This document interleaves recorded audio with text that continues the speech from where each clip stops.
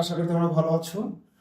আজকের এই টিউটোরিয়ালে মূলত আমরা বোর কক্ষপথের ব্যাসার্ধের রাশিমালা, শক্তি রাশিমালা এবং এই সকল কক্ষপথে আবর্তনরত যে ইলেকট্রনগুলো আছে তাদের বেগের রাশিমালা প্রতিষ্ঠা করব, সেগুলোর মান নির্ণয় করব। আর সবচেয়ে যে বিষয়টা হচ্ছে সেগুলো হচ্ছে যে এই সকল রাশিমালা থেকে আমরা কিছু অ্যাজাম্পশন শিখবো বা কিছু আমরা সিদ্ধান্ত নিব, যে সিদ্ধান্তগুলো আমাদেরকে বিভিন্ন সময় বিভিন্ন সমস্যা, বিশেষ করে এমসিকিউ বলো বা গাণিতিক সমস্যা বলো, এগুলো সমাধান করতে সহায়তা করে। তো এই কথা ঠিক যে যদিও এই রাশিমালাগুলো কখনো তোমাদের পরীক্ষায় আসবে না, সার্টিফিকেট পরীক্ষায় আসে না, কিন্তু আমরা এই রাশিমালাগুলোকে ব্যবহার করে পরবর্তীতে যখন ইলেকট্রন ধাপান্তর রিলেটেড বিভিন্ন গাণিতিক সমস্যার সমাধান করব, তখন কিন্তু আমাদেরকে এই রাশিমালাগুলো লাগবে। ঠিক আছে? তো পরীক্ষায় না আসলেও আমাদেরকে এগুলো কিভাবে আসলো, কেন আসলো, এই বিষয়গুলো জেনে রাখাটা ভালো হবে। তো আমরা একটু শুরু করি। তো প্রথম কথা হচ্ছে যে আমরা একটু দেখতে চাই যে আসলে বোর কক্ষপথ বলতে কি বোঝায় বা কোন কক্ষপথগুলোকে বোর কক্ষপথ বলা হয়। তো বোর কক্ষপথের ক্ষেত্রে বলা হচ্ছে যে মনে করা যায় একটা পরমাণু এরকম যে এটা একটা পরমাণু, এই পরমাণুটার বহিস্থ শক্তি স্তরে একটা ইলেকট্রন আছে।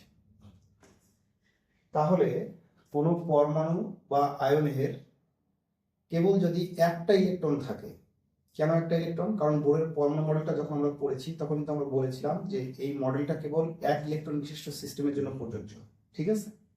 এই জন্য মূলত বোর কক্ষপথ বলতে বোঝাচ্ছে যে যে সকল পরমাণু বা আয়নে কেবল একটি ইলেকট্রন থাকে, তখন ওই ইলেকট্রনটা যে কক্ষপথে থাকে সেটাকে বলা হচ্ছে বোর কক্ষপথ। তার মানে ভাষা অনুযায়ী আমরা বলতে পারি যে এই যে আমরা যে কক্ষপথটা লিখলাম এটা হচ্ছে আমাদের বোর কক্ষপথ। কার কক্ষপথ? এটা হচ্ছে বোর কক্ষপথ। আচ্ছা, আর এই পরমাণুটা কেন্দ্রে নিশ্চয়ই একটা নিউক্লিয়াস থাকবে। এখন একটা বিষয় হচ্ছে যে বোরের পরমাণু মডেলগুলো কেবল এক ইলেকট্রন বিশিষ্ট সিস্টেমের জন্য প্রযোজ্য, সেই হিসেবে বোর কক্ষপথে কেবল একটা ইলেকট্রন থাকবে। কিন্তু আমরা কি এই কথা বলতে পারি যে নিউক্লিয়াসেও একটা মাত্র প্রোটন থাকবে? আসলে নাও থাকতে পারে। কেন থাকে না? আমরা ছোট্ট একটা আগের কথা একটু খেয়াল করে যদি দেখি তাহলে দেখবো যে আমরা দেখেছিলাম যে বোরের পরমাণু মডেলটা কার কার জন্য প্রযোজ্য ছিল? হাইড্রোজেনের জন্য প্রযোজ্য ছিল, অথবা হিলিয়াম 1+ জন্য প্রযোজ্য ছিল, অথবা লিথিয়াম 2+ জন্য প্রযোজ্য ছিল। তো এই যে এগুলো যদি আমরা দেখি তাহলে দেখবো যে প্রতি ক্ষেত্রে এখানে ইলেকট্রন কিন্তু হাইড্রোজেনে আছে একটা, হিলিয়ামে আছে একটা, লিথিয়ামে কিন্তু আছে একটা। কিন্তু আমরা যদি দেখি তাহলে দেখবো যে এইগুলোর এই পরমাণু বা আয়নগুলোতে নিউক্লিয়াসের প্রোটন সংখ্যা কিন্তু ভিন্ন হচ্ছে। কিরকম? প্রোটন সংখ্যা বা পারমাণবিক সংখ্যা যদি জেড হয়, আমরা জানি যে পারমাণবিক সংখ্যা সেটা হচ্ছে প্রোটন সংখ্যা, সেই হিসেবে আমরা বলতে পারি হাইড্রোজেনের ক্ষেত্রে প্রোটন একটা আছে, হিলিয়ামের ক্ষেত্রে প্রোটন দুইটা আছে কারণ পারমাণবিক সংখ্যা 2, লিথিয়ামের পারমাণবিক সংখ্যা 3, তার মানে এখানে 3টা প্রোটন আছে। তাহলে এই যে একটা বিষয় লক্ষ্য করা যাচ্ছে সেটা হচ্ছে যে প্রতি ক্ষেত্রে কিন্তু এই পরমাণু বা আয়নগুলোর ইলেকট্রন কিন্তু একটা একটা করে আছে। কিন্তু আমরা যদি দেখি তাহলে দেখব যে এখানে এদের প্রোটন সংখ্যা কিন্তু ভিন্ন। তার মানে হচ্ছে যে বোর পরমাণু মডেল বা বোরের যে স্বীকার্যগুলো ব্যবহার করে যখন আমরা বোর কক্ষপথের ব্যাসার্ধের রাশিমালা প্রতিষ্ঠা করব, তখন আমাদের পরমাণু বা আয়নটা এমন হবে যে বহিস্থ কক্ষপথে কেবল একটা ইলেকট্রন থাকবে এবং কেন্দ্রস্থলে অর্থাৎ পরমাণুর কেন্দ্রে প্রোটন সংখ্যা একটা নাও থাকতে পারে, এক বা একাধিক প্রোটন থাকতে পারে।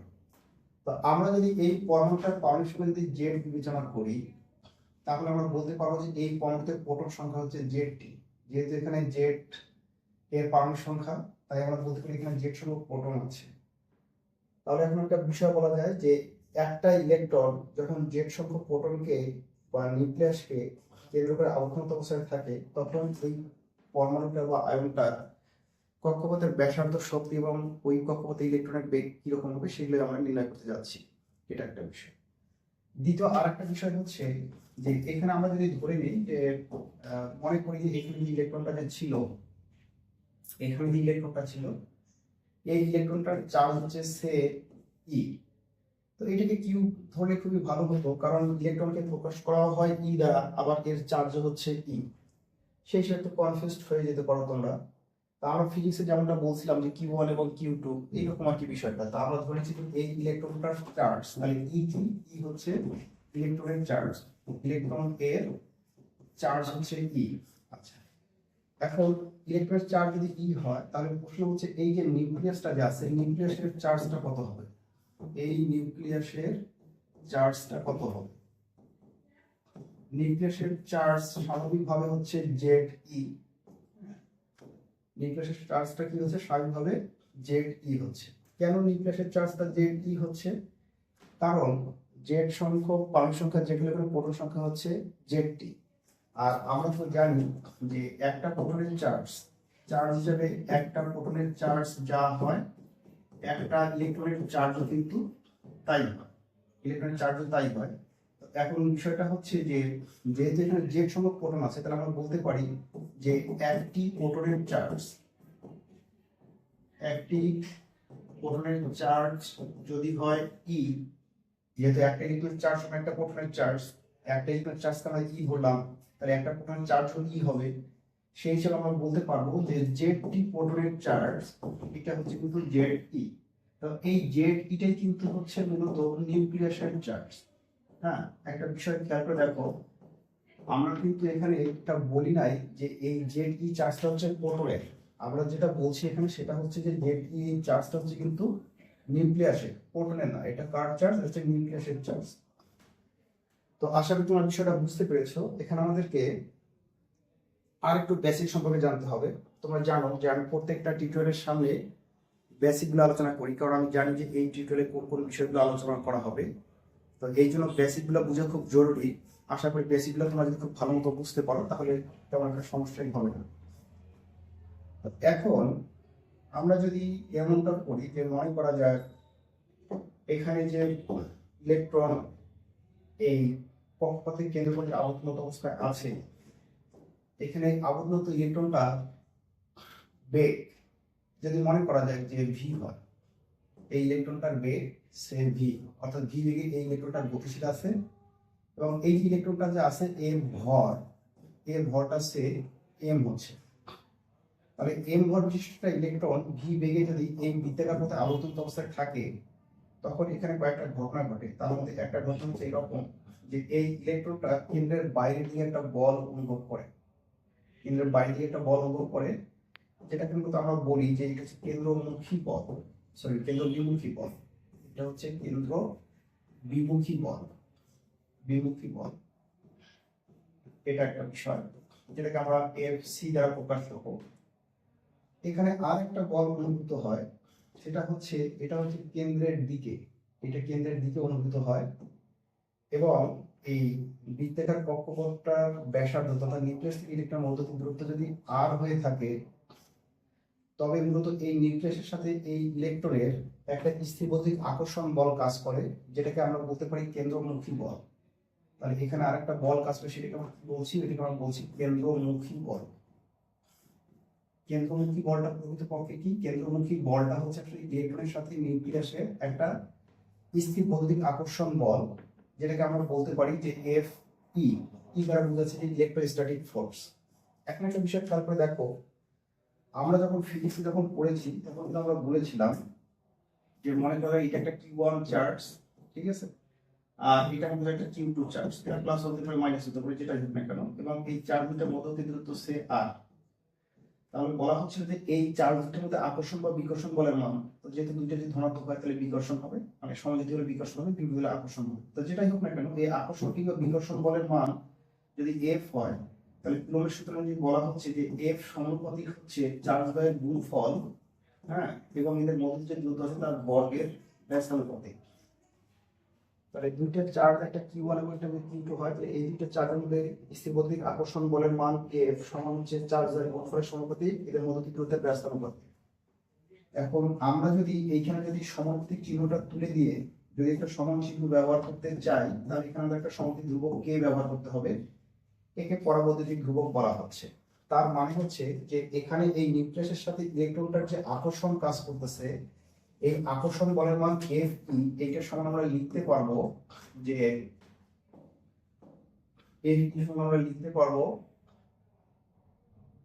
এখানে একটা বিষয় খেয়াল করে দেখো, কে তো আমাদের থাকলো একটা ধ্রুবক, আর পাশাপাশি আরেকটা হচ্ছে যে এখানে নিউক্লিয়াসের চার্জ হচ্ছে জেড ই, তাই এইটাকে আমরা জেড ই করে লিখলাম। আর ইলেকট্রনের চার্জ হচ্ছে অনলি ই, তার মানে এখানে আরেকটা ই লিখলাম। আর এইটার মধ্যে দূরত্ব তথা এই বৃত্তাকার পথটার ব্যাসার্ধ যদি আর হয়, তাহলে এটাকে আমরা বলতে পারি আর স্কয়ার। অর্থাৎ এইখানে যে কেন্দ্রমুখী বলটা অনুভব করে, মানে ইলেকট্রনটা যে কেন্দ্রের দিকে নিউক্লিয়াসের দিকে যে আকর্ষণটা ফিল করে, সেই মানটা হচ্ছে কে into z e into e by হচ্ছে r square, that is k Z E square, k into হচ্ছে জেড ই স্কয়ার বাই হচ্ছে আর স্কয়ার। এটা আমাদের পরবর্তীতে কাজে লাগবে, ঠিক আছে? দেখার বিষয়। আর এই ইলেকট্রনটা বৃত্তাকার পথে আবর্তনরত কারণে কেন্দ্রের বাইরের দিকে যে বলটা অনুভব করে সেটাকে কেন্দ্র বিমুখী বল বলে। এই কেন্দ্র বিমুখী বল সমান লেখা যায় যে ইলেকট্রনের ভর এবং বেগের উপরে স্কয়ার এমভি স্কয়ার ভাগ হচ্ছে আর। এটা আমরা পরবর্তীতে কাজে লাগাবো। হ্যাঁ, তো এই বল দুটো আমরা নিশ্চয়ই বুঝতে পারছি যে কিভাবে কি হচ্ছে। এখন আমরা একটু আমাদের পরের পাতায় চলে যাই, যেখানে আমরা বক্রপথের ব্যাসার্ধের রাশিমালা প্রতিষ্ঠা করবো। এখানে তোমরা একটা ছবি একটা দেখতে পাচ্ছ। এই ছবিতে দেখানো হচ্ছে যে নিউক্লিয়াসের চার্জ হচ্ছে জেড ই। আমি কিন্তু আবারও বলছি এটা নিউক্লিয়াসের চার্জ, প্রোটনের চার্জ না। নিউক্লিয়াসের চার্জ জেড ই, ইলেকট্রনের চার্জ হচ্ছে অনলি ই। এই সময়ে এই নিউক্লিয়াসের সাথে যে যে কথাগুলো এতক্ষণ বললাম সেই কথাগুলো সব সত্য। এখন আমাদের ক্ষেত্রে এখানে যে বিবেচনা করতে হবে যেটা, সেটা হচ্ছে যে যদি ইলেকট্রনটা এই যে যে ইলেকট্রনটা এখানে আবর্তনত অবস্থায় আছে, এই ইলেকট্রনটা যদি এই বৃত্তাকার পথে আবর্তনত অবস্থায় থাকতেই চায়, তাহলে কিন্তু একটা বিষয় খেয়াল করে রাখবো, কেন্দ্রমুখী বল এবং কেন্দ্র বিমুখী বল এটি কিন্তু সমান হতে হবে।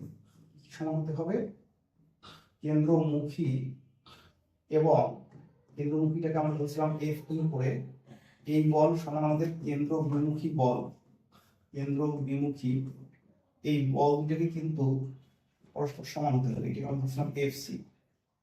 যদি তাই হয় তাহলে আমরা ওই পাশে যেভাবে লিখেছিলাম সেই অনুযায়ী আমরা লিখতে পারবো এমনটা করে যে এফ কি সমান আমরা লিখতে পারবো a into z E square by হচ্ছে r square is equal to m v square by হচ্ছে আর। তো একটা বিষয় আমরা মাথায় রাখবো, এটা সব সময়ের জন্য প্রযোজ্য। সেটা হচ্ছে যে আমরা আজকে মূলত কি করতেছি, বক্রপথের ব্যাসার্ধ, শক্তি এবং ইলেকট্রনের বেগের রাশিমালা প্রতিষ্ঠা করছি। তাহলে ব্যাসার্ধ যদি আমরা আর বলি, শক্তিকে যদি আমরা ই বলি এবং বেগকে যদি আমরা ভি বলি, তাহলে এই তিনটা রাশির মধ্যে যে রাশিটার মান আমরা নির্ণয় করব, ঠিক আছে, এই তিনটা রাশির মধ্যে যে রাশিটার মান আমরা নির্ণয় করব, সেই রাশিটা বাদ দিয়ে বাকি সবগুলোকে আমরা ওই রাশিমালা থেকে কমিট করে দেবো। অর্থাৎ আমি যদি এখানে ব্যাসার্ধ আর এর মান নির্ণয় করতে চাই, তাহলে আমাকে ই এবং ভি কে রাখা যাবে না, শক্তি এবং বি এই রাশিটাকে রাখা যাবে। তো যাই হোক, এখানে আরেকটু ছোট্ট একটু বিষয় করে নিই। সেটা হচ্ছে এরকম যে বা এ ইন্টু একটা কাজ করে দেওয়া যায়, সেটা হচ্ছে যে মনে করা যায় যে এ পাশ থেকে আর স্কয়ার থেকে একটা আর বাদ দিয়ে দেওয়া যায়, আর এ পাশে আরটা চলে যায়, তাহলে আর কিছু আমরা এই আরটা একবার একটু লিখি, আশা করি তোমরা এগুলো বুঝতে পারবা। একদিন বারবার লিখে বিরক্ত করতে চাচ্ছি না। এখানে যদি আমি আর লিখি তাহলে আর সমান যেটা লেখা যাবে, আচ্ছা আর সমান না লিখে আগে আরেকটু কাজ করবে, সেটা হচ্ছে আমার ভি স্কোয়ারটাকে নির্ণয় করবে। তাহলে ভি স্কোয়ার এইটার সমান আমরা লিখতে পারবো যে ভি স্কোয়ার সাথে এম আর আছে, তাহলে এখানে হচ্ছে এম আর, আর এখানে কি থাকতেছে কে জেড ই স্কোয়ার, কে ইন্টু জেড ই স্কোয়ার। তো এইটা আমাদেরকে লাগবে একটু পর আমরা যখন ভি যখন রাশিমালা যখন প্রতিষ্ঠা করবো তখন আমাদের এইটা প্রয়োজন হবে। তো এই জন্য আমি এটা রাখলাম, এখানে আমি এগুলো আরটাকে বাদ দিয়ে দিচ্ছি। আচ্ছা, এইটা একটা রাশিমালা হিসেবে আমরা চিহ্নিত করি, সে এইটা হচ্ছে আমাদের সমীকরণ নম্বর হচ্ছে 1। তাহলে কি হচ্ছে, বৃত্তাকার পথে আবর্তনত ইলেকট্রনগুলোর ক্ষেত্রে যদি তারা বৃত্তাকার পথে থাকতেই চায়, তাহলে তাদের ক্ষেত্রে কেন্দ্রমুখী বল এবং কেন্দ্র বিমুখী বল পরস্পর সমান হতে হয়। সেই ক্ষেত্রে মান দুটো বসাইলে ভি স্কয়ার সমান দেখা যায়। এখন আমরা যেহেতু আর এর রাশিমালা নির্ণয় করতে যাচ্ছি, তাই আমরা ভি কে রাখতে চাই না, এখন ভি কে রিপ্লেস করতে হবে একটু বৈধভাবে। কিভাবে রিপ্লেস করা যায়, আমরা জানতাম যে বোরের স্বীকার্য অনুযায়ী, বোরের স্বীকার্য অনুযায়ী আমরা লিখতে পারবো এইভাবে। বোরের দ্বিতীয় স্বীকার্যটা ছিল, স্বীকার্য অনুযায়ী আমরা বলি, বোরের স্বীকার্য অনুযায়ী আমরা লিখতে পারবো যে এম ভি আর ইকুয়াল হচ্ছে এন এইচ বাই হচ্ছে 2 পাই। সেই হিসেবে আমরা যদি বলি তাহলে বলা যাবে ভি ইকুয়াল হচ্ছে আমার এনএস পাই হচ্ছে 2 পাই আর কি হচ্ছে এম আর এটা আমরা এনএস সমান আমরা লিখতে পারবো। এখন এই ভি এর মানটা যদি আমরা 1 নম্বর সমীকরণে বসিয়ে দিই তাহলে প্রথম হচ্ছে ভি স্কয়ার মানে হচ্ছে N square S square by হচ্ছে 2 দুগুণ হচ্ছে 4 আর হচ্ছে পাই স্কয়ার এম স্কয়ার আর স্কয়ার ভি এর মান 1 নম্বর সমীকরণে বসিয়ে দাও। আচ্ছা তাহলে ভি স্কয়ার থেকে স্কয়ার করলাম প্রত্যেকটা টার্মকে ইকুয়াল কি হচ্ছে কে জেড ই স্কয়ার বাই হচ্ছে এম আর। এখানে কি করা হলো বা এখানে যেটা করা হলো সেটা হচ্ছে এরকম যে আমরা একটু বলে দেই যে ভি স্কয়ারের মান এক নম্বরে ভি এর মান বসিয়ে পাই 1 নং এ ভি এর মান বসিয়ে আমরা এই জিনিসটা পাচ্ছি। আচ্ছা এই হিসাব নিকাশ তোমার শুরু করে শেষ করতে পারবা এখন আমরা যদি এখানে আরেকটা কাজ করি সেটা হচ্ছে যে আমাদের তাহলে কাজ হচ্ছে যে ব্যাসার্ধ আর এর রাশিগুলো প্রতিষ্ঠা হবে। আমরা একটা কাজ করবো সেটা হচ্ছে যে আমরা এখান থেকে উভয় পাশ থেকে কিছু সময় বাদ দিতে পারি। এখান থেকে এখান থেকে এম স্কয়ার বাদ দিলে এখানে একটা এম থাকবে, এখান থেকে একটা আর, এখান থেকে আর স্কয়ার বাদ দিলে আর একটা আর থাকবে আর এই আরটাই আমরা নির্ণয় করবো। তাহলে আমরা লিখতে পারবো যে আর ইজ ইকুয়াল লেখা যাবে যে আর ইজ ইকুয়াল আর লিখতে পারবো সেটা হচ্ছে যে কে জেড ই স্কয়ার আর 4 পাই স্কয়ার এটা একই সাথে হবে। তাহলে হচ্ছে কে স্কয়ার ইনটু হচ্ছে 4 পাই স্কয়ার আর হচ্ছে এম জেড ই স্কয়ার আর উপরে থাকছে এন স্কয়ার এবং হচ্ছে হ্যাঁ এখানে এম আর থাকবে তাহলে কে জেড কে 4 পাই স্কয়ার এম জেড ই স্কয়ার সমান আর লেখা যাচ্ছে। একটা বিষয় খেয়াল করে দেখো আমরা যদি এই রাশিমালাটা যদি একটু যদি দেখি তাহলে দেখবো যে এখানে আর এর মানটা এন এর মান এবং জেড এর মানের উপর নির্ভর করতেছে। তো জেড যদি হাইড্রোজেন পরমাণু হয় তাহলে আমরা জানি যে জেড ইকুয়াল হচ্ছে 1 কার জন্য হাইড্রোজেন পরমাণু অনলি ফর হাইড্রোজেন অ্যাটম, ঠিক আছে ফর হাইড্রোজেন অ্যাটম। এটা যখন জেড ইকুয়াল 1 হয় সেই ক্ষেত্রে আমরা লিখতে পারি যে r is equal n square S square আর নিচে হচ্ছে কে স্কয়ার ইনটু হচ্ছে 4 পাই স্কয়ার এম জেড ই স্কয়ার। এইটা তখন এই জেড এর মানটা তখন আমাকে 1 বসাই দিতে হয়, তখন আমাদের এই জেডটা থাকবে না। ফলে যেটা হয় সেটা হচ্ছে এরকম যে এখানে শুধু একটা ই স্কয়ার। এই যে এই রাশিমালাটা যেহেতু এখন শুধু এন এর উপর নির্ভর করতেছে মানে এন এর মান পরিবর্তন করলে কেবল আর এর মান পরিবর্তন হয়, তাই এখানে আর এর নিচে ছোট্ট করে একটা এন একটা দেওয়া দিয়ে বোঝানো হয় যে এই আরটা শুধু এন এর ফাংশন বা এন এর উপর নির্ভর করছে। এটাই হচ্ছে বোর কক্ষপথের ব্যাসার্ধের রাশিমালা, এটাই বোর কক্ষপথের ব্যাসার্ধের রাশিমালা।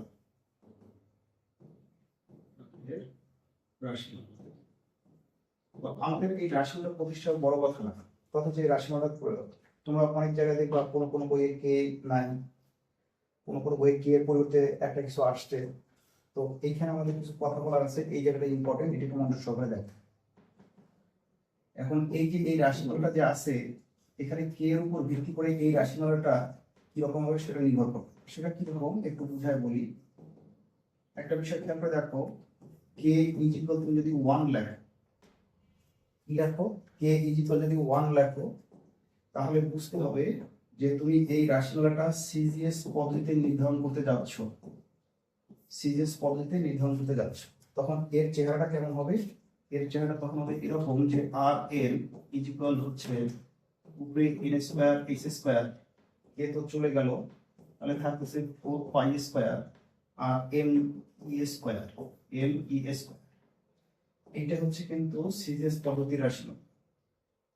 এটাকে সিরিজ পদ্ধতি বলা হচ্ছে কারণ এখানে কে এর মানটা 1 বসানো, তার মানে সিরিজ পদ্ধতি কে ইকুয়াল হচ্ছে 1। তাহলে আমরা যদি এখানে কে যদি ব্যবহার না করি তাহলে বুঝতে হবে যে এই রাশিমালা হচ্ছে আমাদের সিজিএস পদ্ধতির। ফলে আমরা যখন আর এর মানটা যখন নির্ণয় করবো তখন এখানে যে বাকি টার্মগুলো আছে যেমন এইচ, এম এবং ই, এগুলো কিন্তু সিজিএস এর এই মানগুলো বসাতে হবে, এটা বাধ্যতামূলক। কিন্তু যদি আমরা এখানে এইভাবে লিখি যে কে ইকুয়াল যদি আমরা লিখি যে 1/4 পাই ইপসিলন নট, তোমরা এটা 19 দেখেছিলে, এটা সমান কিন্তু দেখা যায় যেটা এটা হচ্ছে যে 9 × 10⁹ লেখা যায় newton metre square per coulomb square. তাহলে যদি আমরা এখানে কে এর জায়গায় যদি 1/4 লিখি তখন আমাদের এটা হয়ে যায় মূলত এসআই পদ্ধতি হয়ে যায়। কোন পদ্ধতি হয়ে যায়? এসআই পদ্ধতি হয়ে যায়। তো এসআই পদ্ধতি হলে তখন আমাদের রাশিমালাটা কেমন হয়? এসআই পদ্ধতি হলে রাশিমালাটা হয় এরকম যে আমরা লিখতে পারবো যে আর এন, আর এন সমান হচ্ছে উপরে হচ্ছে এন স্কয়ার এক্স স্কয়ার, এটা থাকলো, আর নিচে কে স্কয়ার কেমন হলো? কে স্কয়ার কি হওয়ার কথা? নিচে কে স্কয়ার মানে যেখানে শুধু কে আছে, তার মানে এইখানে কে স্কয়ারটা হবে না, এখানে কে স্কয়ারটা হবে না। তাহলে কি হবে? এখানে এখানে হবে কে ইনটু হচ্ছে 4 পাই স্কয়ার। তাহলে কি হবে না, এখানে কে স্কয়ার হবে না, শুধু কি হবে? শুধু কে হবে। আচ্ছা, তাহলে এখানে শুধু কে হচ্ছে, কে ইকুয়াল 1 হচ্ছে এটা। আর যদি কে কে যদি 4 পাই এপসিলন নট যদি আমরা বসিয়ে দিই তাহলে আমরা এখানে 1/4 পাই এপসিলন নট বসাবো, তাহলে এই যে উপরে আমাদের 4 পাই এপসিলন নটটা চলে যাবে, তাহলে হচ্ছে 4 পাই এপসিলন নট আমাদের উপরে চলে যাবে, কে ইকুয়াল 1/4 পাই করে বসাচ্ছি। আর নিচে হচ্ছে আমাদের 4 পাই স্কয়ার আর হচ্ছে এম ই স্কয়ার। তো স্বাভাবিকভাবে এই সময় যে কাজটা হবে সেটা হচ্ছে যে এখানে একটা বিষয় খেয়াল করে দেখো যে আমরা কিছু টার্মকে বাদ দিতে পারবো, যেমন আমরা এই 4 এবং এই 4 কে বাদ দিতে পারবো, পাই স্কয়ার এবং পাইকে বাদ দিলে এখানে একটা পাই থাকবে আর ইপসিলন নট। তার মানে এসআই বলতে আমাদের যে রাশিমালাটা হবে সেটা হচ্ছে এরকম যে N square S square into হচ্ছে এপসিলন নট আর নিচে পাই এম ই স্কয়ার, অর্থাৎ এরকম হবে যে N square S square by হচ্ছে এপসিলন নট বাই হচ্ছে পাই এম ই স্কয়ার। তো যাই হোক এটা তোমরা বুঝতে পারবা যে এখানে বাকিটা কি হওয়া উচিত। তো আমরা এখন যেটা মাথায় রাখবো যে কথাটা সেটা হচ্ছে ইম্পর্টেন্ট, এটা হচ্ছে এরকম যে আমরা যদি কে ইকুয়াল যদি 1 লিখি বা যদি আমরা এই রাশিমালা যদি কে কে না দেখে আপনি এরকম ফরম্যাটে দেখি তাহলে বুঝতে হবে যে এইটা আমাদের সিরিয়াস পদ্ধতি করা হয়েছে। আর যদি আমাদের এপসিলন নটটাকে যদি আমরা দেখি তাহলে আমাদেরকে বুঝতে হবে যে এখানে আমাদের এই আরএন এর মানটাকে এসআইও কে ব্যবহার করা হয়েছে, সুতরাং এসআইও কে বাকি টার্মগুলোর মান কিন্তু বসাতে হবে। এখন আমরা যে কাজটা করবো সেটা হচ্ছে এই ব্যাসার্ধের রাশিমালা আমরা প্রতিষ্ঠা করে কিছু বিষয়ের সম্পর্কে আমরা অনুমান করব। সেটা কি রকম? বক্রপথের ব্যাসার্ধের যে রাশিমালাটা আমরা দেখলাম ওখানে সেটা হচ্ছে এরকম যে আর এন ইকুয়াল হচ্ছে m square x square divide by হচ্ছে k into 4 pi square m z square z m z square, এরকমটা হচ্ছে আমাদের ব্যাসার্ধের রাশিমালা। এইখানে আমি পাশাপাশি একটা কাজ করে দিচ্ছি, এটা তোমাদেরকে মাথায় রাখতে হবে। এখানে একটা আমাদেরকে মনে করা যায় যে কিছু জিনিস লিখে দিচ্ছি, এই বিষয়টাই ইম্পর্টেন্ট বা রেগুলার চ্যালেঞ্জ বলতে পারে, এটা বেসিক। এই বেসিকটা আমরা একটু দেখে নিই, এই বেসিকটা সম্পর্কে আমাদেরকে একটু জানতে হবে। এটা হচ্ছে এরকম যে যদি আমরা এইখানে এই আচ্ছা একটা কাজ করি,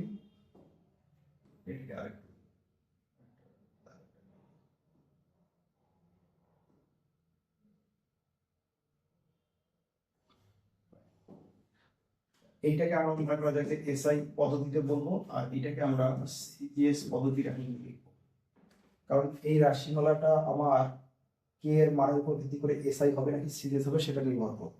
আর এইটা আমরা টোটালটাই আমরা মুখস্থ রাখবো বা মনে রাখবো, এটা আমাদেরকে কাজ দিবে। এগুলো হচ্ছে আমাদের কনভার্সন টুল।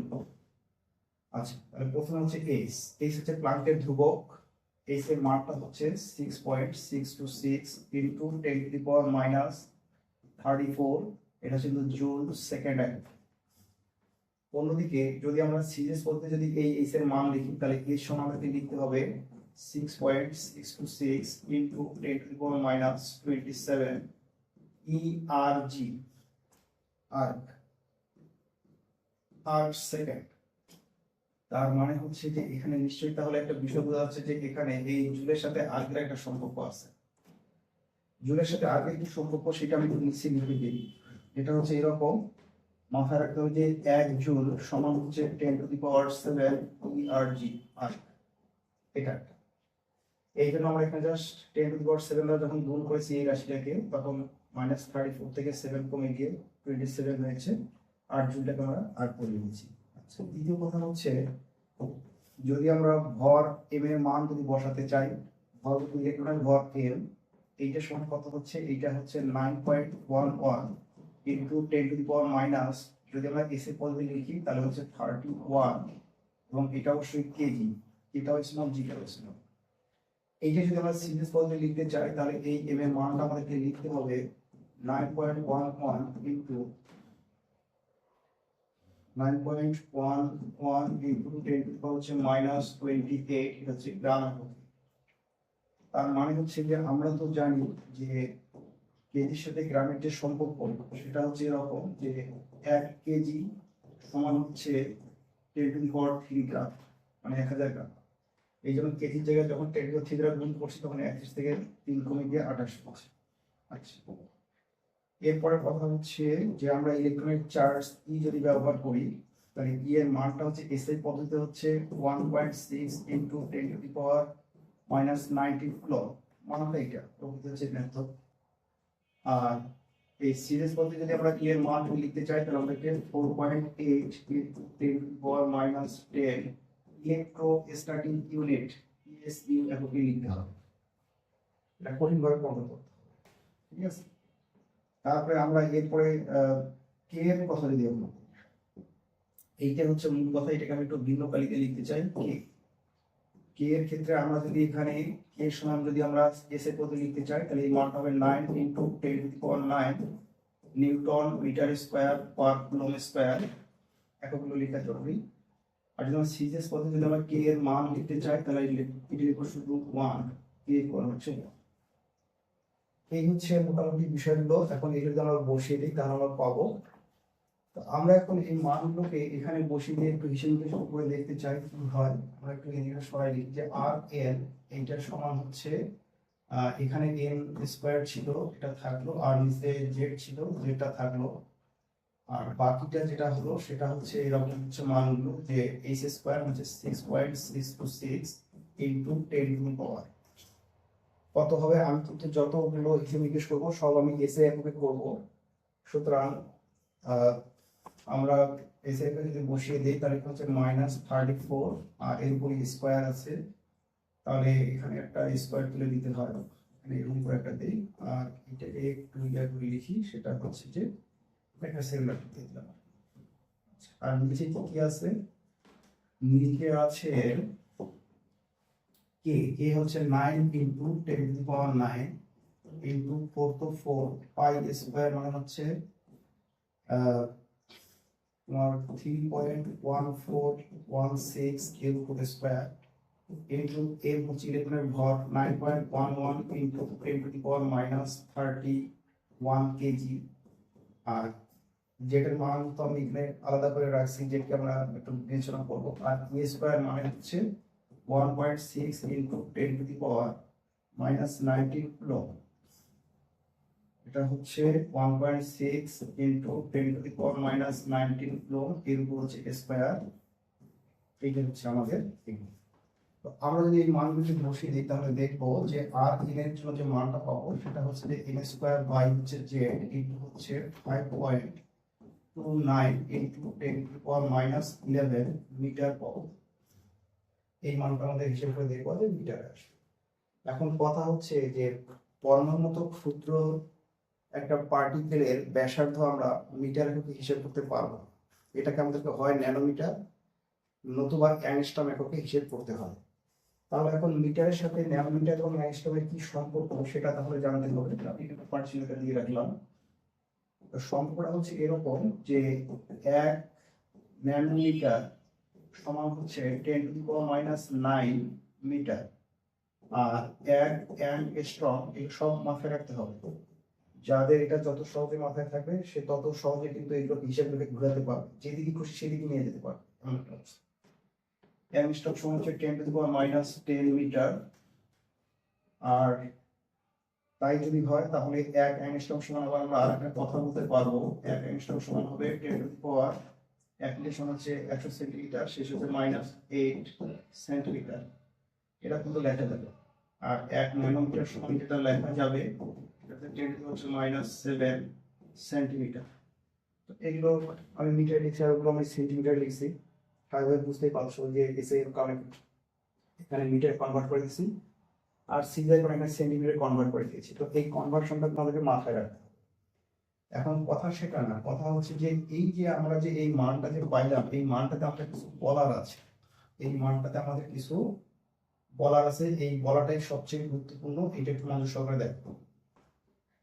এখানে আমরা দুইটা বিষয় খেয়াল করো। প্রথম বিষয়টা হচ্ছে সে এইটা একটা পরমাণু, কালিটা একটু চেঞ্জ করে দেই, কালিটা মনে করা যায় যে এটা একটা পরমাণু। পরমাণু হলে কি হবে, স্বাভাবিকভাবে এটা হচ্ছে তার নিউক্লিয়াস আর এখানে মনে করা যায় একটা ইলেকট্রন আছে। এখন এইটা হচ্ছে এই পরমাণুর একটা কক্ষপথ।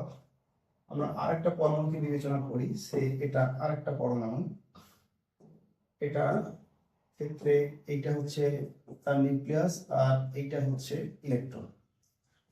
এখন এই পরমাণুর ক্ষেত্রে এই যে শক্তি স্তরটা আমরা দেখতেছি এটা সে n হচ্ছে 1, মানে প্রথম শক্তি স্তর।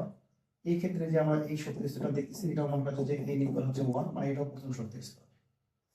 এখন আমরা বলতেছি যে এই পরমাণু দুইটার ক্ষেত্রে এইটা হচ্ছে n=1, আর এই পরমাণু দুটার মধ্যে তাহলে কোনটা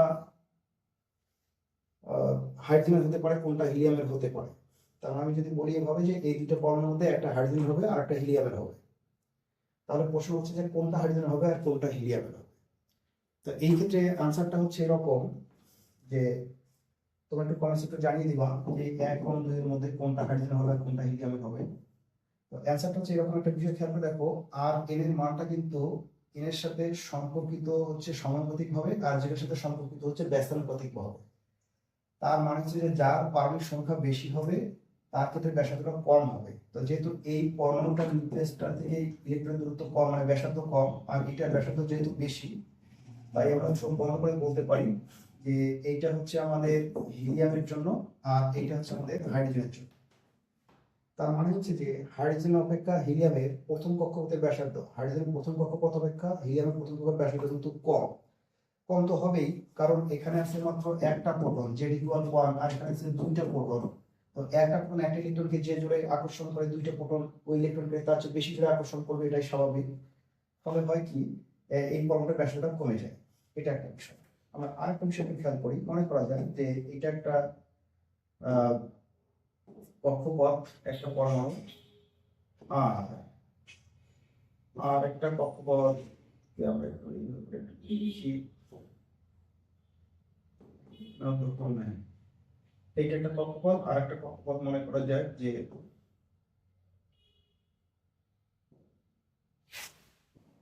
এইটা আর একটা কক্ষপথ, এটাকে আমরা একটু সাদা করে দিলাম। আর এইটা হচ্ছে নিউক্লিয়াস। এখন বিষয়টা হচ্ছে যে এইটা হচ্ছে আমাদের n=1, এক্ষেত্রে এইটা হচ্ছে n=1 আর এটা হচ্ছে n=2। n=1 নিউক্লিয়াস থেকে তার যে দূরত্ব n=2 এর দূরত্ব কিন্তু তার চেয়ে বেশি। তার মানে হচ্ছে যে যদি পরমাণু যদি একই হয়, তার মানে জেড যদি সেম হয়, সে হাইড্রোজেন পরমাণু ক্ষেত্রে আমরা চিন্তা করি, তাহলে দেখবো প্রথম কক্ষপথের ব্যাসার্ধ যা হবে, দ্বিতীয় কক্ষপথের ব্যাসার্ধ অবশ্যই অবভিয়াসলি তার চেয়ে কিন্তু বেশি হবে, তৃতীয় কক্ষপথের ব্যাসার্ধ আরো বেশি হবে। তার হচ্ছে এন এর মান বৃদ্ধির সাথে সাথে আর এর মান কিন্তু বাড়তে থাকে। এই মানটাকে আবার আমরা অনেক সময় আসলে এইভাবে ওভাবে দেখবো। হাইড্রোজেন পরমাণুর ক্ষেত্রে যে n=1 হলে আমরা লিখতে পারবো যে n² হচ্ছে 0.53 অ্যাংস্ট্রম, 0.53 অ্যাংস্ট্রম, কারণ যেটাতে সম্পর্ক আছে। তো এটা আমরা একটু মাথায় রাখবো। তো আশা করি তোমরা বর্গক্ষেত্রের ব্যাসার্ধের রাশিমালা কিভাবে নির্ণয় করতে হয় সেটা তোমরা বুঝতে পেরেছো। এখন আমরা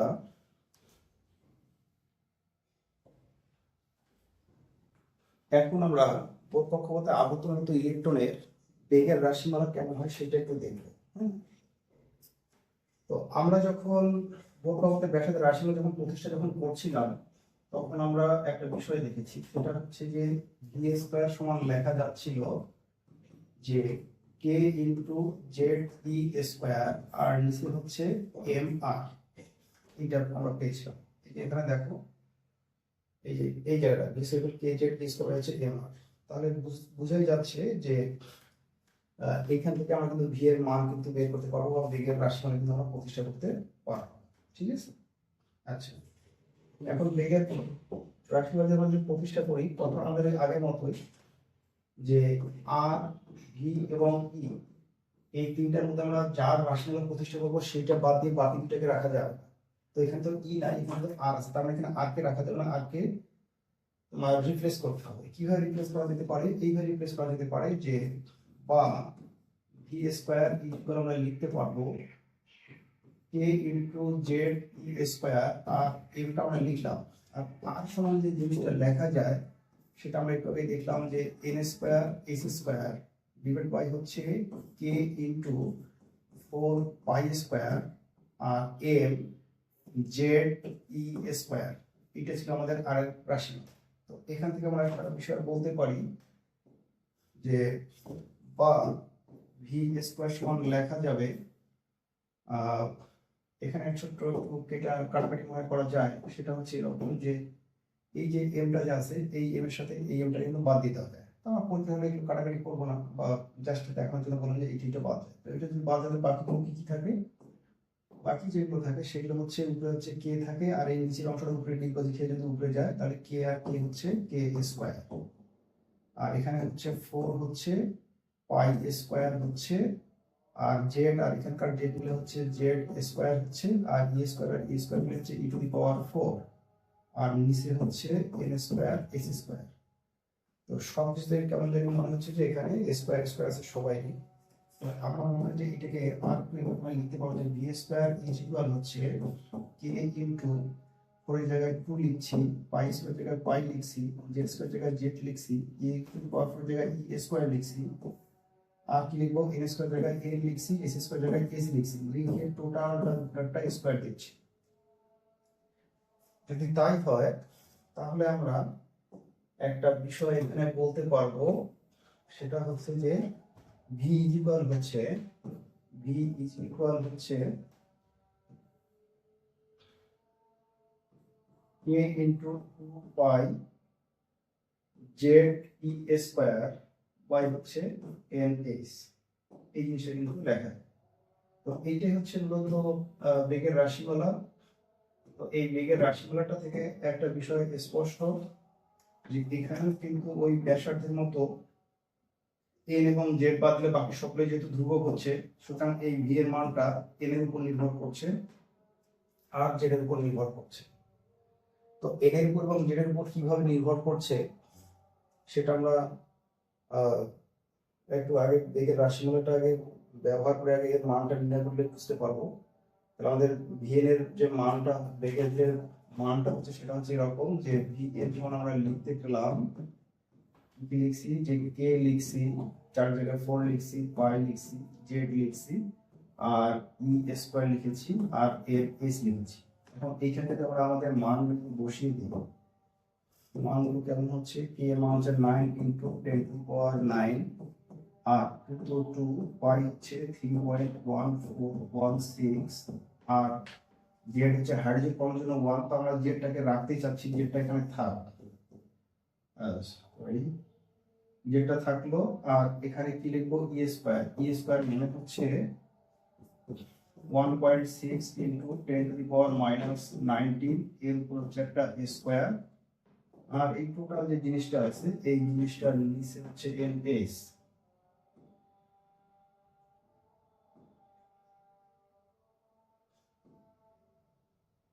এটা নিচে হচ্ছে এন এস, তো এনটা এখানে থাকলো, আর এস মানে হচ্ছে 6.626 ইন্টু 10 টু দি পাওয়ার -13।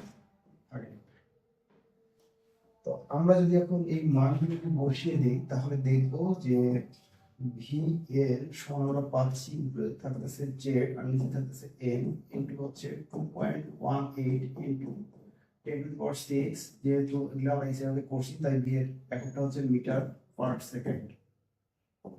এই যে এখানে যে আমরা যে রাশিমালা যে পাচ্ছি, এই রাশিমালাটাই কিন্তু হচ্ছে আমাদের বেগের রাশিমালা থেকে প্রাপ্ত মান। হ্যাঁ, এখান থেকে আমরা কিছু কথা বলতে পারবো। এই কথাটা বলতে পারতে হবে, সেটা হচ্ছে একটা বিষয় খেয়াল করে দেখো, এইটা তো ধ্রুবক, তার মানে ভি শুধু জেড এবং এন এর মানের উপর নির্ভর করতেছে। এটা কি রকম? এর অর্থ হচ্ছে যে এই ভি এর মানটা জেড এর সাথে সমানুপাতিক আর এন এর সাথে ব্যস্তানুপাতিক। তার মানে হচ্ছে যদি জেড একই হয়, সেটা কি রকম? আমরা যদি একটু বন্ধু হবে মনে করা যায় দুটো পরমাণু, সে এইটা একটা পরমাণু, এটা আর একটা পরমাণু। আমরা একটু আগে দেখিয়েছিলাম যে যেটা পারমাণু সংখ্যা বেশি হয় সেটা আকারটা ছোট হয়। তার মানে এটাকে আমরা হিলিয়াম এর বিবেচনা করতে পারি, এটাকে আমরা হাইড্রোজেন বিবেচনা করতে পারি, যেখানে এই উভয়টা হচ্ছে n ইকুয়াল হচ্ছে 1, এটা উভয়ের জন্য হচ্ছে n ইকুয়াল 1। একটা বিষয় হচ্ছে এইখানে যদি একটা ইলেকট্রন থাকে আর এর যদি এখানে একটা ইলেকট্রন থাকে, কোন ইলেকট্রনটার বেগ বেশি হবে? স্বাভাবিকভাবে দেখা যাচ্ছে যে যে পরমাণুটার আকারটা ছোট হবে তার বেগ কিন্তু বেশি হবে, কারণ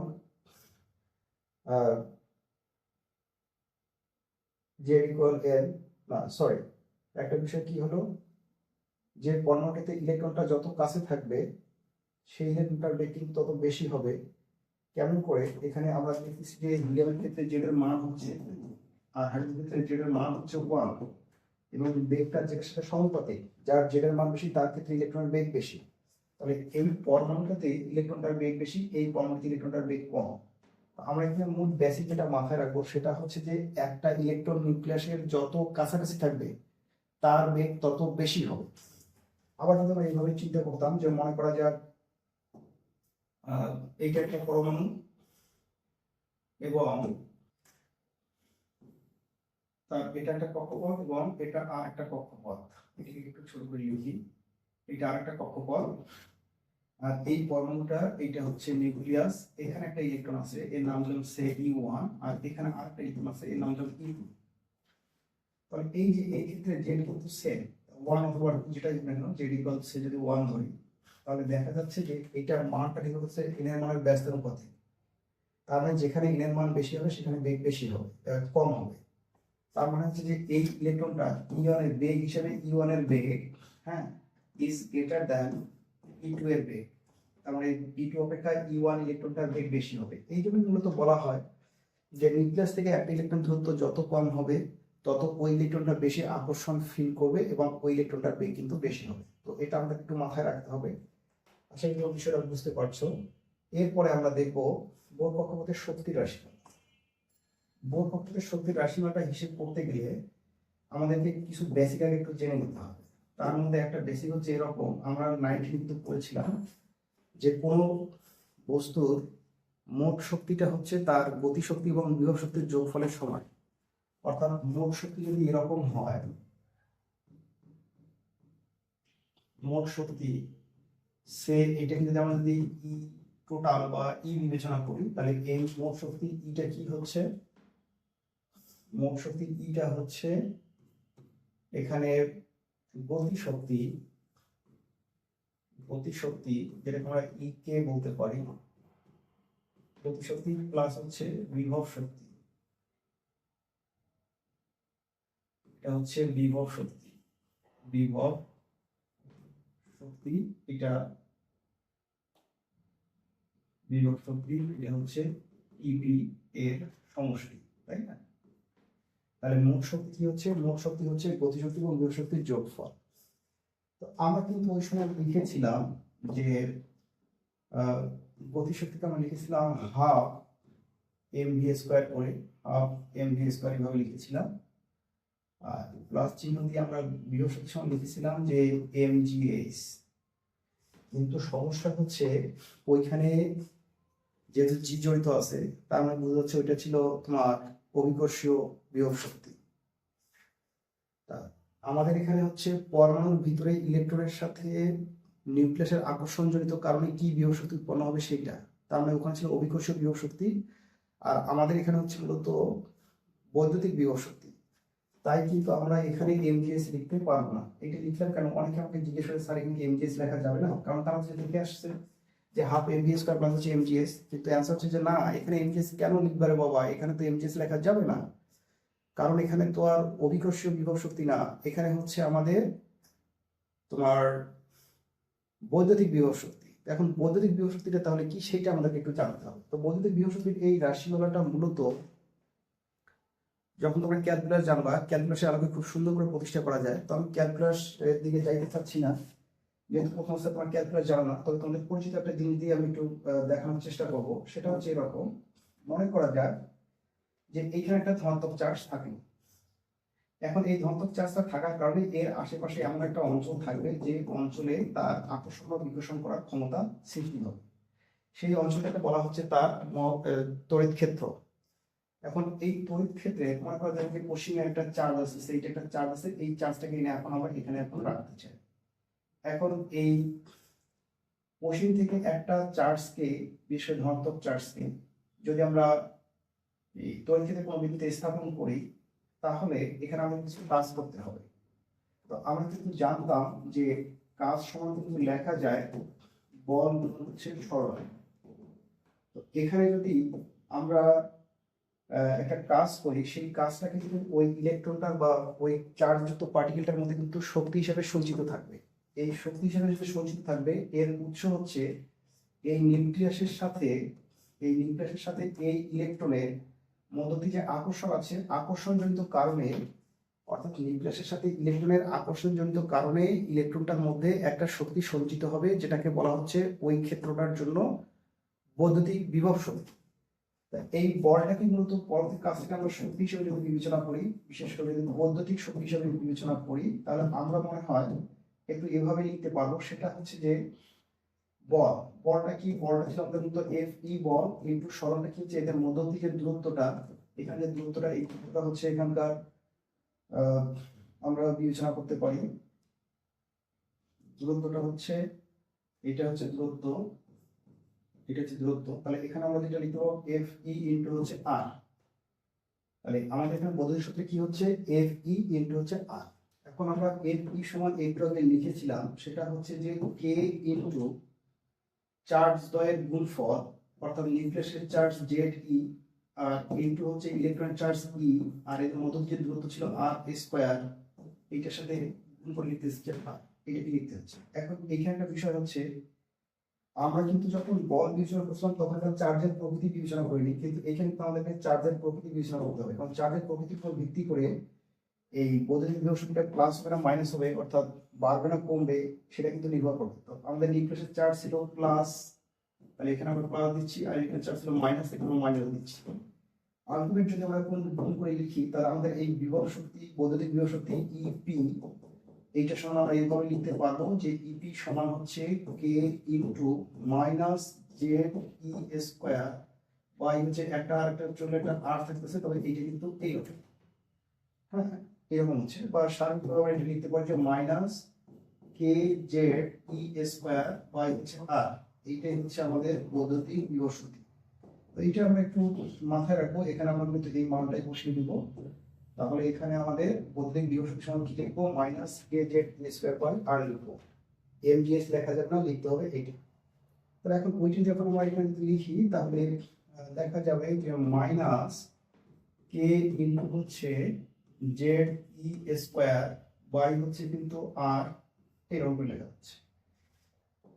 এখন আমরা যখন বৈদ্যুতিক ব্যাসার্ধের রাশিমালা প্রতিষ্ঠা করি, তখন আমরা লিখেছিলাম যে হাফ এম আর ভি স্কয়ার মান লিখেছিলাম k into z E square by হচ্ছে কিন্তু এম আর ছিল, আর প্লাসে মাইনাসে একটা মাইনাস লেখা যায়, সেই হিসেবে লেখার পর লেখা যেতে পারে যে কে ইনটু হচ্ছে জেড ই স্কয়ার বাই হচ্ছে আর হচ্ছে।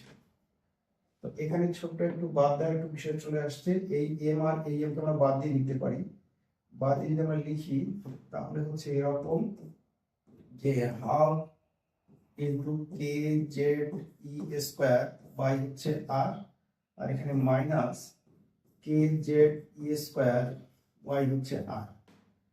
আমরা যদি এখানে K Z E square by R যদি কমন নেই, এটা যদি একটু কমন নেই আমরা, এখানে কে কে Z E square by R যদি আমরা কমন নিই তাহলে এখানে হবে, এখানে হচ্ছে হাফ আর মাইনাস হচ্ছে 1। আলটিমেট যে রেজাল্ট হচ্ছে সেটা হচ্ছে minus K Z E square by হচ্ছে আর, তবে এটা কি হচ্ছে হাফ সরকার এটা হচ্ছে। এখন ওই যে কথা ছিল আমাদের যে যদি আমরা ভি আর এবং ই এর মধ্যে যে কোনো একটা রাশিমালা প্রতিষ্ঠা করি তাহলে অপর দুটাকে রাখা যাবে না। আজকে যেহেতু আমরা ই এর রাশিগুলো প্রতিষ্ঠা করতেছি তাহলে আমরা এখানে আর এর রাশি আরটা রাখতে পারবো না, এখানে আর আছে।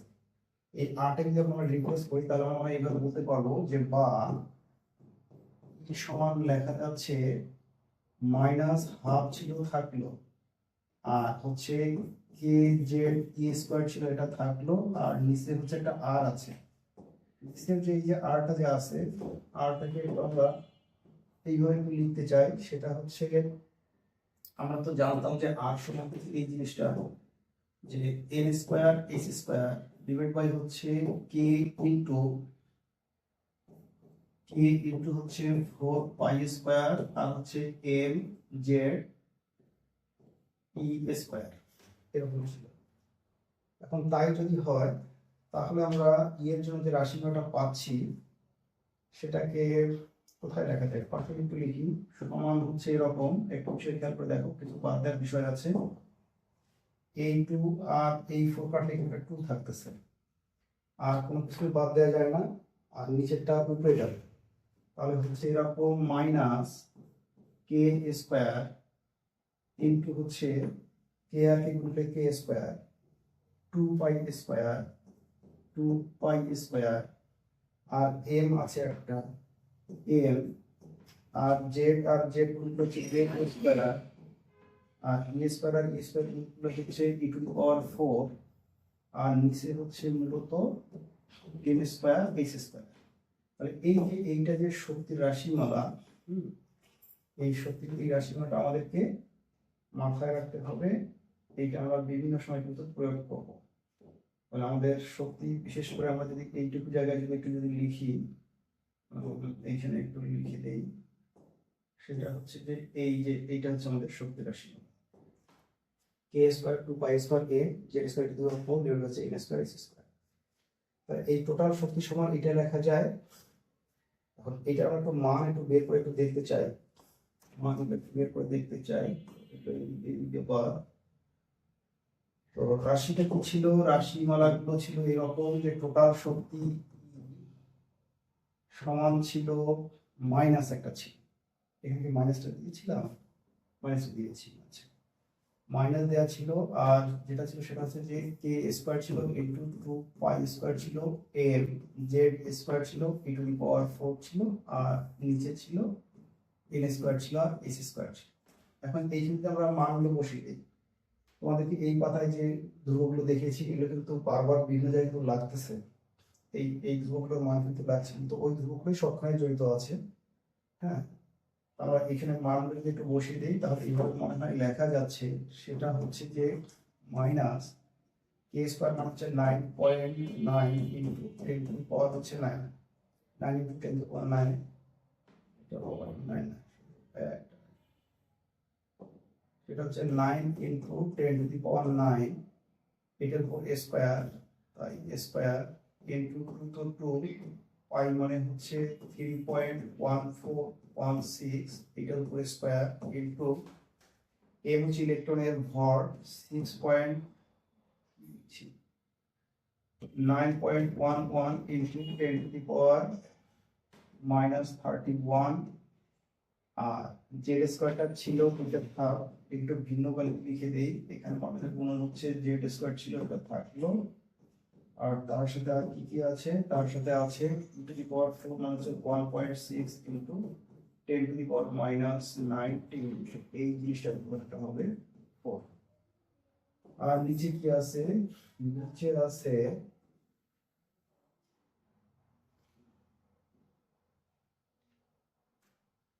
নিচে আছে এন স্কোয়ার এস স্কোয়ার, তার মধ্যে এন স্কোয়ারটা এখানে থাক, এন স্কোয়ারটা থাক, আমি এস স্কোয়ার মানটা একটু বসিয়ে দিই, ইন্টু হচ্ছে এস স্কোয়ার হচ্ছে 6.626 into 10 to the power -34 into হচ্ছে স্কোয়ার। এখন যদি আমরা এই মানগুলো দিয়ে এখন আমরা ক্যালকুলেটর করতে চাই, তাহলে মোটামুটি এর যে মান পাবো সেটা হচ্ছে এরকম ইকুয়াল টু মাইনাস ওইখানে ছিল জেড স্কোয়ারটা উপরে থাকলো, আর নিচে হচ্ছে এন স্কোয়ার, নিচে কিন্তু এই মানটা হবে 2.17 ইন্টু 10⁻⁸। তো যেহেতু আমরা শব্দ মান হিসেবে বসিয়েছি, তাহলে এইটাকে কিন্তু আমরা কিন্তু জুল এককে ট্রিট করতে পারি, অর্থাৎ আমাদের মানটা হচ্ছে এত জুল, যেটা অবশ্যই ক্যাপিটাল লেটার। এখন এইখান থেকে আমাদের কিছু অনুমান আছে।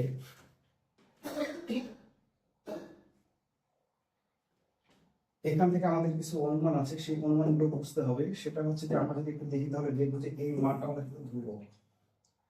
তো এই মানটা যদি ধ্রুবক হয় তাহলে ই শুধু নির্ভর করতেছে জেড এর মানের উপর এবং হচ্ছে এন এর মানের উপর। তা আমাদের জেডের সাথে সমানুপাতিক ভাবে সম্পর্কিত হচ্ছে, আর এন এর সাথে মনে হচ্ছে যে ব্যস্তানুপাতিক ভাবে সম্পর্কিত হচ্ছে। কিন্তু আসলে ঘটনাটা কিন্তু একটু উল্টো। এখানে কেন উল্টো? তার কারণটা হচ্ছে এখানে একটা মাইনাস চিহ্ন আছে, ঠিক আছে? আমরা তো জানি যে নেগেটিভ মান যত ছোট হয় সেই মানটা তত বড় হয়। তার মানে হচ্ছে যে আমাদের যদি এরকম একটা পরমাণু হয়, সে এইটা একটা পরমাণু, আর মনে করা যাক যে এটা আরেকটা পরমাণু। এখন এই পরমাণুটার মধ্যে আমরা আরো একটা শক্তি স্তর এইটা বিবেচনা করি, এটাকে মনে করা যদি এখানে নেওয়া হলো, এই যে পরমাণুটা যা আছে এটা হচ্ছে তার নিউক্লিয়াস, এটা হচ্ছে একটা শক্তি স্তর, এখানে ইলেকট্রন আছে, এখানে আরেকটা শক্তি স্তর, এখানে ইলেকট্রন আছে। এই পরমাণুটা এই শক্তি স্তরটাকে সে n=1 বলা হচ্ছে, আর এইটাকে n=2 বলা হচ্ছে। তাহলে জেড যদি একই হয়, আমরা একটা হাইড্রোজেন পরমাণু যদি বিবেচনা করি, তাহলে আমরা একটা কথা বলতে পারবো যে এন এর মান বৃদ্ধির সাথে সাথে মনে হচ্ছে যে ই এর মান কমবে, কিন্তু যেহেতু মাইনাস হয় তাই কিন্তু প্রকৃতপক্ষে ই এর মান কিন্তু বাড়বে। হ্যাঁ, তাহলে এই প্রথম কক্ষপথ এইটার শক্তি, এইটার শক্তি যদি আমরা যাতে 1 হিসেবে বিবেচনা করি, তাহলে অবশ্যই কি হবে, E2 is greater than E1 হবে। কেন হয়? আমরা যখন এই মানটাকে যখন আরো একটু ছোট করে লিখবো তখন বুঝতে পারবো। আর একটা পরমাণু বিবেচনা করা যায়, মনে করা যায় যে এটা একটা পরমাণু, এই ক্ষেত্রে আর একটা পরমাণু হচ্ছে এইটা আর একটা পরমাণু, ঠিক আছে? এটা আরেকটা পরমাণু। এখন স্বাভাবিকভাবে এই দুইটার মধ্যে আমরা জানি যে এইটা হয় আমাদের হাইড্রোজেনের জন্য আর এইটা হয় আমাদের হিলিয়ামের জন্য। কেন?